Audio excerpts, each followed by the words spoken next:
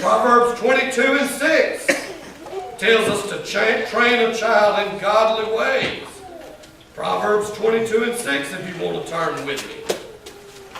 Train up a child in the way he should go, and when he is old, he will not depart from it. Many folks want to use this verse to defend anything and everything they do with their children. Well, the Bible says, Brother Nels, they won't depart. Yeah, but I got some common sense news for you. If you ain't never trained them up in the ways of the Lord, they can't go back to it. Amen? Amen. You got to train them first. You can't wait till they get grown and then decide to try to train them, because they're grown. They're just like me and you. They know everything then. You got to train them as little children the ways of God.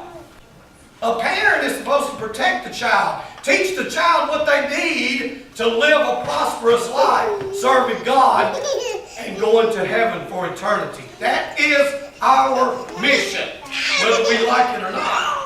Ephesians 6:4, it tells us some things about parenting. Go to Ephesians 6:4 if you want to turn with me.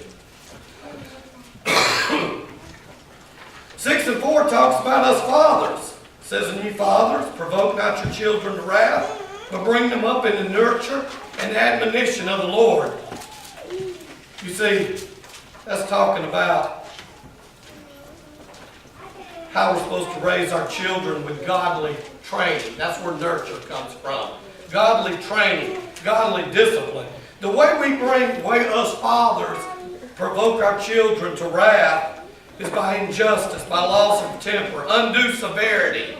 You know, if they need a tail whooping, whoop the tail. But you ain't got to try to half kill them because they spilled the milk on the coffee table. Undue severity. Cruelty. We're not supposed to be cruel to our children. Why should we be cruel to something that God's blessed us with? Favoritism. There's not supposed to be no favoritism in the family unit. You're supposed to love all your children the same. I know it's hard for you, Joe Mike, but you're doing the best you can. I'm not saying which one. The church, remember? The church is a family unit. There's not supposed to be any favoritism in the church. Everybody's supposed to be the same.